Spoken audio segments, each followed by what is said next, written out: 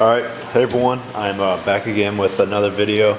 I have organized all the LEDs into their cups. There's a ton of cups here, just to show how many colors. Here, I'll just move the camera. But those cups, and there's three bowls over there.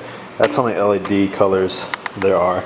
The warm whites have not came in yet, but basically what I'm doing is I'm pre-tinting all the LEDs. I already did all the royal blues. I'll show you those. So there's 42 royal blues in here. So these are all pre-tinned. It's gonna be out of focus, but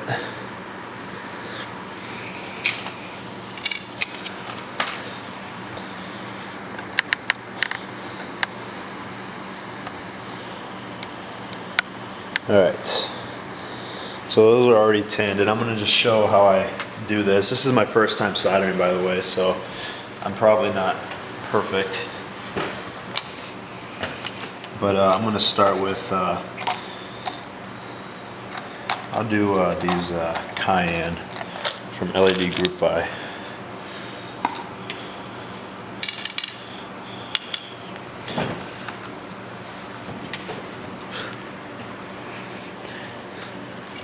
Make sure this is centered.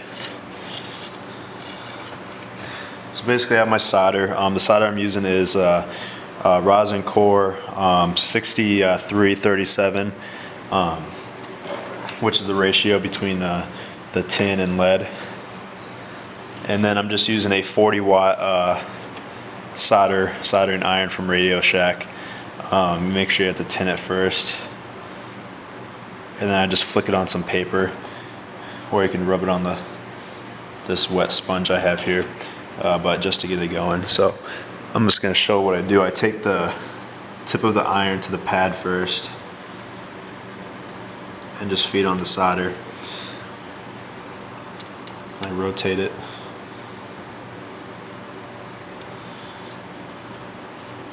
And these pads are actually a little bit smaller than the other crees. My solder is stuck. There we go.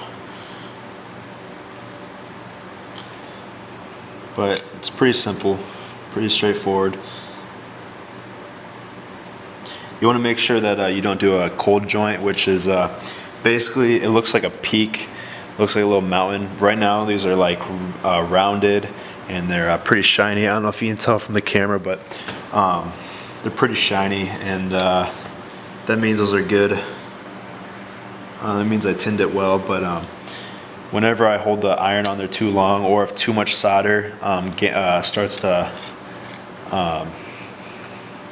if there's too much solder on the tip of the iron, it can cause a cold joint. And then if you see any of the brown stuff, I don't know if you can see it on camera, but that is the flux, the rosin flux on the board. You can't see it on the Rapid LED, the black ones, which I actually like about the Rapid LED because you can't see the flux. But on these, here, I'll try to pick out a bad one. If you can see that, there's brown right here in the corner. That's from the flux. So I'm going to do another LED. I'm actually going to do all three simultaneously. I usually take turns on them, so I don't heat up the board too much to avoid damaging the diode. I don't think it's that big of a deal, but alright, I think I just got a cold joint here, or there's just way too much solder on this one. So yeah, there's just way too much solder. So when I have this, I use this solder gun, and it's already loaded. Let's put it up there. Here, I'm gonna need.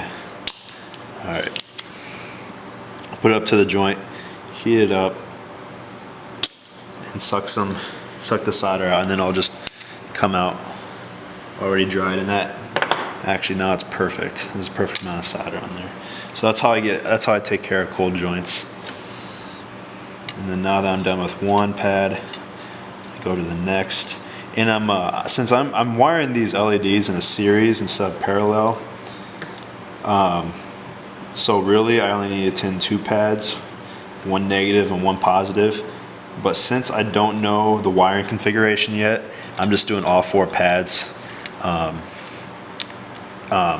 I am not doing them on the heat sink due to the fact that the heat can actually pass through the star right into the heat sink, and it can be a little bit more difficult. I don't know if it's that big of a deal, but I see, I actually just look on YouTube, and a lot of people do it off the heat sink.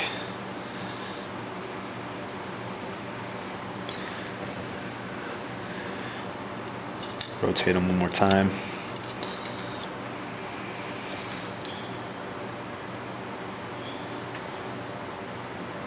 And it's pretty easy. Like I said, this is my first time.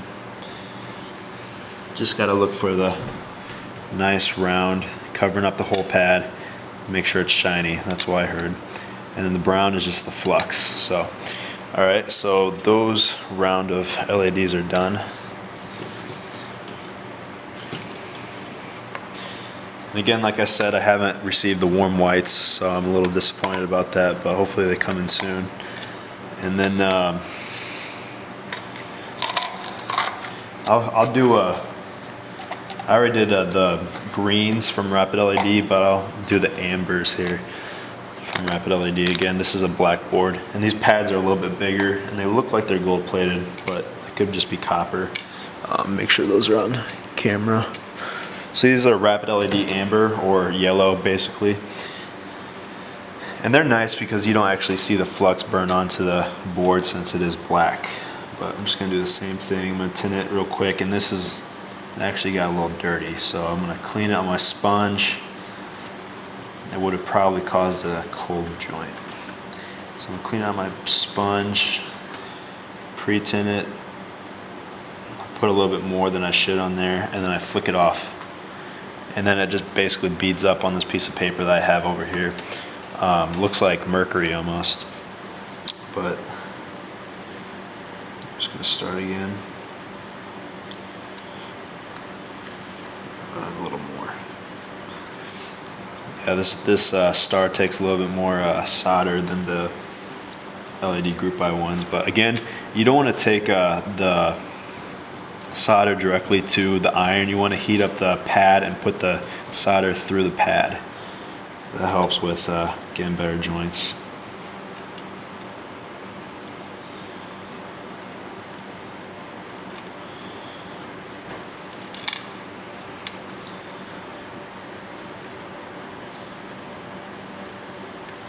And I just caused a cold joint there. I'll have to take care of that.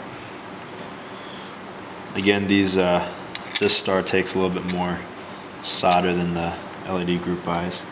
Pad's just a little bit bigger.